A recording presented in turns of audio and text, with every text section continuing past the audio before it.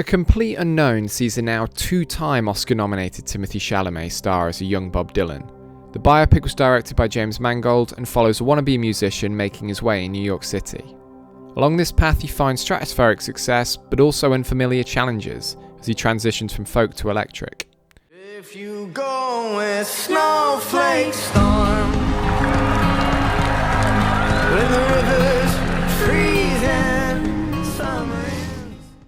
What I marvel most about this ballad of a thin man is that it taps into the struggles of fame really effectively through the vessel of the now acclaimed folk-turned-rock and roll singer Bob Dylan. The film has a rousing energy to it that knows it has to hit certain marks to form a story, but also a reinvigorating liveliness to it. The director paints such a rich picture of what inescapable fame was like that you can't help but feel suffocated, and he immerses us so deeply in the experience of playing on stage in the 60s that you can't help but feel somewhat delirious. James Mangold springs between scenes with such a vim and vigour that you can get an inkling of how that whirlwind of a time must have felt. Like in the beginning of the film, we don't see Dylan's background, but we do see his rise to fame, which is infinitely more exciting for the audience, who've seen a million other origin stories about musicians. A Complete Unknown hits the ground running, and makes the 2-hour runtime feel much shorter because of it.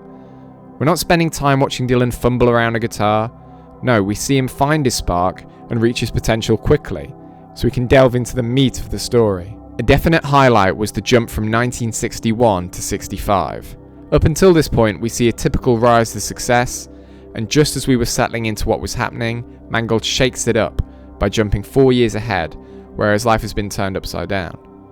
To quote the musician and inspirational figure DJ Khaled, Dylan was suffering from success. The intensity that starts off this next half has a noticeable switch up in pace and rhythm that keeps it from becoming predictable and boring. Now, Todd Haynes' 2008 film, I'm Not There, also follows the figure of Bob Dylan, but in a less traditional manner. What's amazing about these two films is that they both differ so much that they can coexist without treading on the same material, and both paint the man in remarkably different ways, in completely separate styles. I'm Not There covers many moments in his life played by 6 actors, whilst A Complete Unknown is much more reserved, covering a 6-year period in Dylan's early career, from his start in folk music to the day he went electric at Newport Folk Festival. It's really fascinating how many facets there are to his life, and the many angles you could look at him and his music from. Haynes' film is quirky and contemplative, whilst the latest interpretation is more conventional but just as compelling. Mangold centres on subtle performances in long takes that create a tangible atmosphere as it rides high on its central actors and their incredible vocal performances. In fact, the film is so confident and proud of the actors' abilities that all of the singing shown was recorded in live, in the scenes. This gives such a believable depth to the lyrics and a richness to the characters. Chalamet as Dylan has an earthy but deeply pleasing tone to his voice. He sounds so similar to the man whilst retaining elements of his own voice swirled in there. Just a joy to the ears. Also, the director created a great character out of Johnny Cash. It's almost as if he's done it before. I will say that Boyd Holbrook as Cash was equally unrecognisable and marvellous as Chalamet was as Dylan, but I would have paid such good money to see Joaquin Phoenix reprise the role after 20 years and Joker Folie à Deux. But yeah, James Mangold has come far from the days of his first biopic, Walk the Line.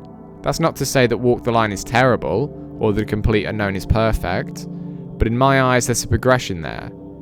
Cash and Dylan are two very distinct and iconic figures in music, so naturally required different approaches, but the way the director moulded each film to suit the subject and the time periods was particularly nice to see. Walk the Line feels much more traditional in its structure, and about as close to a stereotypical musical biopic as you could get, but A Complete Unknown feels more spontaneous, if that makes sense. There's a greater sense of freedom as we see Dylan navigate his early career, without the pressure of having to cover his background or later music. Anyways, A Complete Unknown is currently in UK cinemas and is nominated for 8 Oscars at this year's Academy Awards. Thanks for watching, and if you liked the video, consider subscribing. Thanks, bye.